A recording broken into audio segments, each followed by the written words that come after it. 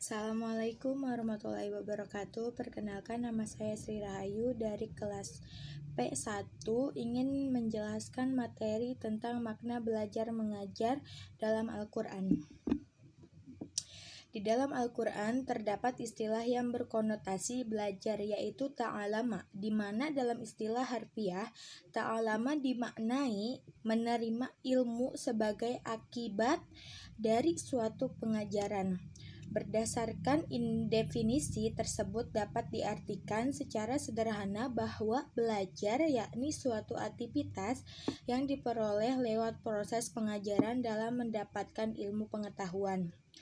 Penjelasan belajar dalam Al-Quran tidak jauh beda dengan definisi dalam ilmu psikologi pendidikan, di mana makna belajar learning yaitu kegiatan yang mengacu adanya perubahan perilaku dari segala sesuatu yang dipikirkan dan dikerjakan. Berdasarkan definisi di atas, belajar dapat dimaknai sebagai proses pembelajaran untuk mendapatkan ilmu pengetahuan, di mana kegiatan belajar ini mampu merubah manusia dari yang tadinya tidak tahu menjadi tahu, sehingga berpengaruh juga terhadap implementasi sikapnya. Bagaimana manusia harus bersikap dengan pengetahuan yang diperolehnya.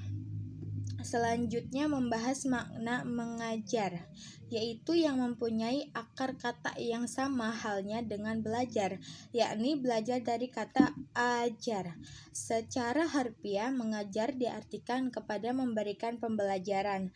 Artinya mengajar sebagai suatu pekerjaan melibatkan berbagai hal, yaitu guru sebagai pengajar, lalu adanya materi, belajar, dan peserta didik.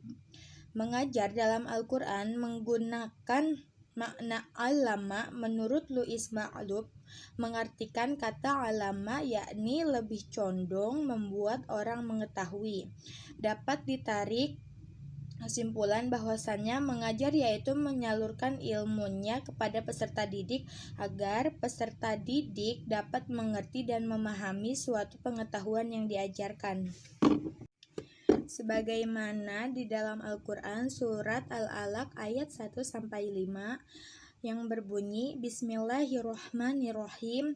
Iqra bismi rabbikal ladzi khalaq, khalaqal insana min 'alaq, aqrabu wa rabbukal akram, alladzi 'allama bil qalam, 'allamal insana ma lam ya'lam. Shadaqallahul Azim, yang artinya, bacalah dengan menyebut nama Tuhanmu yang menciptakan.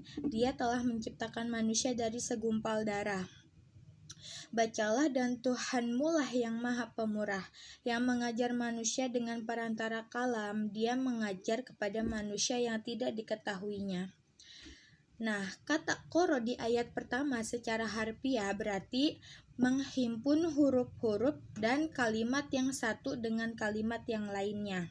Menurut Al-Maraghi, ayat tersebut dapat diartikan, jadilah engkau seorang yang dapat membaca berkat kekuasaan dan kehendak Allah Subhanahu wa Ta'ala yang telah menciptakanmu, walaupun sebelumnya engkau tidak dapat melakukannya. Pada ayat tersebut, Allah Subhanahu wa Ta'ala menyuruh Nabi Muhammad SAW agar membaca. Makna membaca secara luas bisa diartikan membaca ayat-ayat Allah yang tertulis dalam Al-Quran maupun yang tidak tertulis yang ada di jagat raya dan pada diri manusia. Membaca ayat-ayat Allah dalam Al-Quran dapat menghasilkan ilmu agama Islam seperti tauhid, fikih, akhlak, dan sebagainya. Membaca ayat-ayat Allah yang ada di jagat raya menghasilkan sains seperti fisika, biologi, kimia, astronomi, botani, dan sebagainya. Dan membaca ayat-ayat Allah yang ada dalam diri manusia dan segi fisiknya menghasilkan sains seperti ilmu kedokteran dan ilmu tentang raga dari segi tingkah laku manusia, dapat menghasilkan ilmu ekonomi, politik, sosiologi, dan sebagainya. Sedangkan dari segi kejiwaannya menghasilkan ilmu jiwa. Dengan demikian, ayat Allah merupakan objek ontologi seluruh ilmu, sehingga pada hakikatnya ilmu adalah milik Allah yang dimanfaatkan oleh manusia dengan tujuan untuk mengenal dan mendekatkan diri dan beribadah kepada Allah Subhanahu wa taala. Jadi dapat disimpulkan ayat pertama dari surat Al-Alaq terkait erat dengan objek, sasaran dan tujuan pendidikan. Nah, selanjutnya menurut Al-Maraghi di ayat kedua dijelaskan bahwa dialah Allah yang menjadikan manusia dari segumpal darah menjadi makhluk yang paling mulia, dan selanjutnya Allah memberikan potensi Al-Qudrah untuk berasimilasi dengan segala sesuatu yang ada di alam jagat raya, yang selanjutnya bergerak dengan kekuasaannya, sehingga ia menjadi makhluk yang sempurna dan dapat menguasai bumi dengan segala isinya. Kekuasaan Allah itu telah diperlihatkan ketika Dia memberikan kemampuan membaca kepada Nabi Muhammad SAW, sekalipun sebelum ia belum pernah belajar. Ayat ini memberikan informasi tentang pentingnya memahami asal usul dan proses kejadian manusia dengan segenap potensi yang ada dalam dirinya.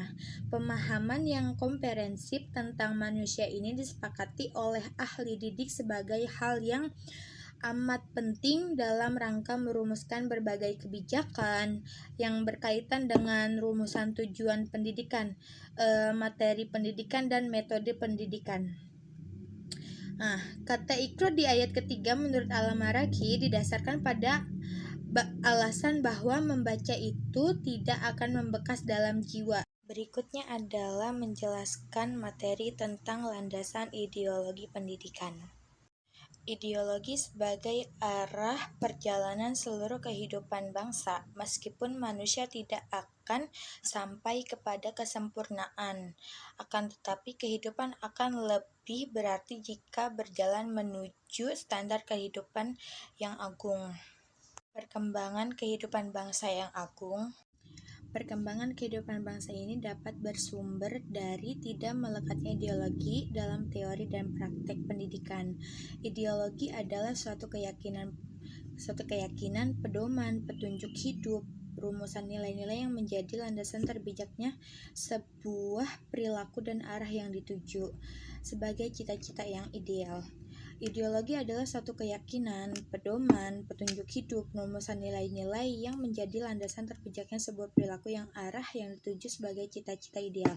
Berdasarkan ideologi pendidikan, menjadikan pendidik kritis dan libertaria yang didasarkan pada Pancasila, maka hakikat pendidikan adalah membebaskan manusia dari belenggu yang mengungkung potensi kemanusiaannya. Pendidikan dilaksanakan dengan dasar filosofi dan teori yang mengacu kepada nilai-nilai idealis. Pendidikan yang tidak hanya benar tetapi harus kuat dan bermakna luas bagi terbentuknya kemanusiaan. Mungkin hanya ini yang dapat saya jelaskan, kurang dan lebihnya mohon dimaafkan. Wassalamualaikum warahmatullahi wabarakatuh.